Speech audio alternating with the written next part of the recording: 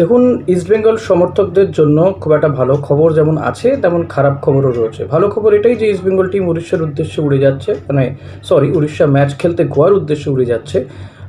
উড়িষ্যার বিরুদ্ধে ম্যাচ 28 তারিখে, এবং গোয়াতে চলে যাবে 28 তারিখে। যেহেতু ম্যাচ রয়েছে, হাতে সময় কম, তো গোয়াতে গিয়ে একটু পরিবেশের সাথে মানিয়ে নেওয়ারও ব্যাপার রয়েছে। যেহেতু নিউট্রাল ভেন্যুতে খেলা হচ্ছে, গোয়াতে সেই যে সুপার কাপ খেলেছিল তারপর আর কোনো ম্যাচ খেলেনি ইস্টবেঙ্গল।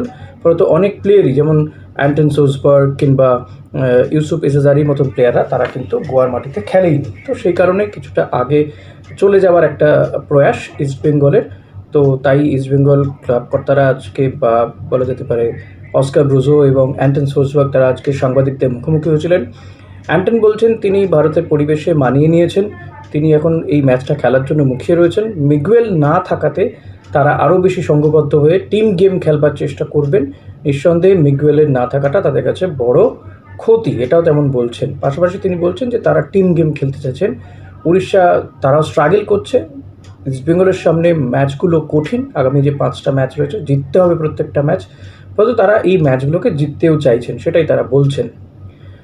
তো এটা যদি ভালো খবর হয়, খারাপ খবর হচ্ছে যে মিগুয়েলকে কি করা হবে, মিগুয়েল কি নির্বাসিত হবেন কি হবেন না, শেষমেশ কি হলো গতকালই শুনানিতে হাজির, বা গত পরশু ইনফ্যাক্ট, আজকে কী বার, শনিবার, শুক্রবার, গতকালই শুনানিতে হাজির হয়েছিল মিগুয়েলের আইনজীবীরা, এবং সেক্ষেত্রে বোঝানোর চেষ্টা হয়েছিল যে এই ধরনের পরিস্থিতি কী কী হয়েছিল, মিগুয়েলকে সমকামী বলা হয়েছিল, বা পরিস্থিতি ওইভাবে উত্তপ্ত করে দেওয়া হয়েছিল, এবং রেফারির যে ভুল, সেই সমস্ত কিছু তুলে ধরা হয়েছিল এআইএফএফের শৃঙ্খলা রক্ষা কমিটির সামনে। এবং মনে করা হয়েছিল যে হয়তো এক্ষেত্রে মিগুয়েলের রেড কার্ডটা ইয়েলো কার্ড হয়ে যাবে।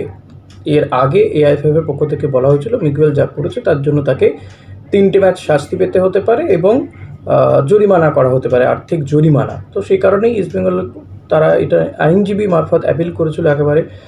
কিন্তু দেখা গেল যে এআইএফএফের শৃঙ্খলা রক্ষা কমিটি এক্ষেত্রে বিরাট কিছু ছাড় দিলেন না মিগুয়েলকে। কারণ মিগুয়েল যেভাবে আশিক কুরিনিয়ানের গলা টিপে ধরেছিল, সেটা একটা বিষয়, যে কারণে তাকে রেড কার্ড দেখতে হয়েছে। এবং রেড কার্ড দেখে বেরিয়ে যাওয়ার সময় সে ফুটবলে শট মারে, একেবারে ওই বেঙ্গালুরু এফসির প্লেয়ারদের মধ্যে কারো একজনের গায়ে গিয়ে লাগে।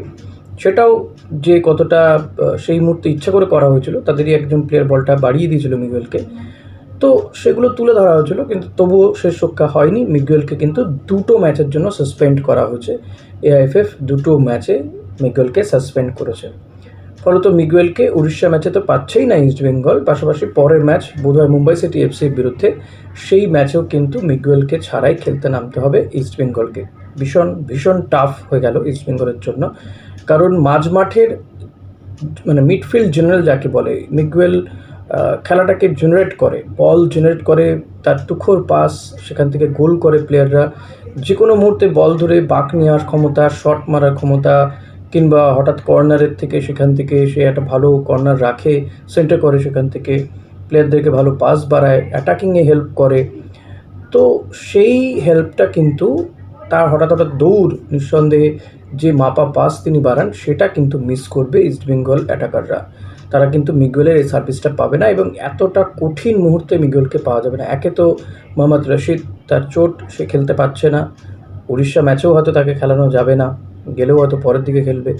কিন্তু মিগুয়েলও একেবারে 2টো ম্যাচে সে বাইরে চলে গেল। তো যদিও গত কয়েকটা দিন ইস্টবেঙ্গল যে প্র্যাকটিস করেছে, তারা সেটা মিগুয়েলকে ছাড়াই টিম কম্বিনেশন ভেবেছে, এবং সেক্ষেত্রে অ্যান্টন সোসবার্গকে কিন্তু খেলানো হবে।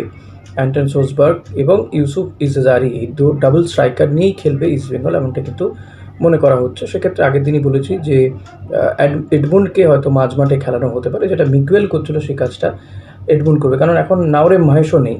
ফলত এই জায়গাটা কিন্তু ভীষণ কঠিন হয়ে গেল। সাউল ক্রেসপোর কাজটা আরও গুরুত্বপূর্ণ হয়ে গেল। সাউলকে নিঃসন্দেহে এখানে লিডারশিপের একটা, যদিও তিনি আর লিডার নন, বাট তাকে কিন্তু লিডারশিপ নিতে হবে, হাতে তুলে নিতে হবে, যেটা গত ম্যাচেও সে করেছিল, একেবারে নিজে হাতে তুলে নিয়েছিল লিডারশিপ।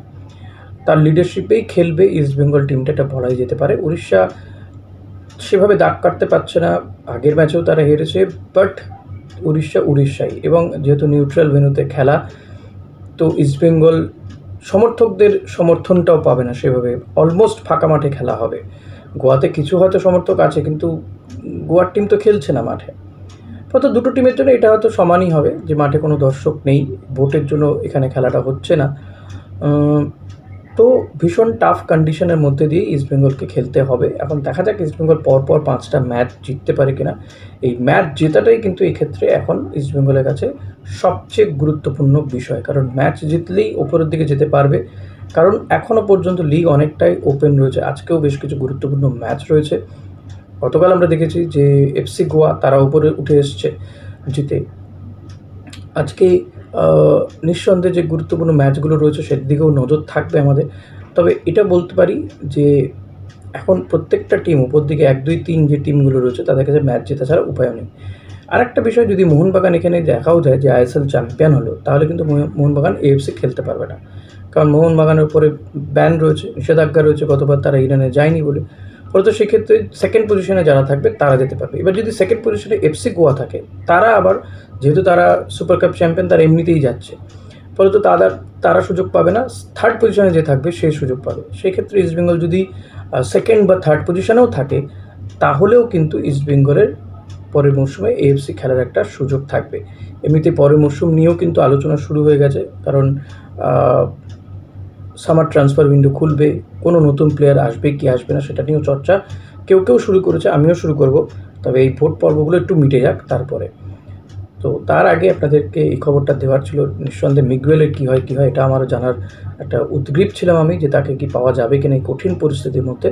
বাট শেষমেশ পাওয়া গেল না মিগুয়েলকে। 2টো ম্যাচে 3টে ম্যাচের থেকে তার কিছুটা এদিকে অন্তত স্বস্তি যে 3টে ম্যাচ না 2টো ম্যাচে তাকে পাওয়া যাচ্ছে না। এখন দেখা যাক Kevin, Anwar Ali, Saul Crespo, Anton সোসবাগ, ইউসুফ ইজাদারি, এডমুন্ড লালনিন্ডিকা এদের উপরে কিন্তু, এবং বিষ্ণু বিপিনদের উপরে কিন্তু ভরসা করতে হবে ইস্টবেঙ্গল টিমটাকে। এক্ষেত্রে অস্কার বুজোর ঠিক কী রণকৌশল সাজান উড়িষ্যার বিরুদ্ধে।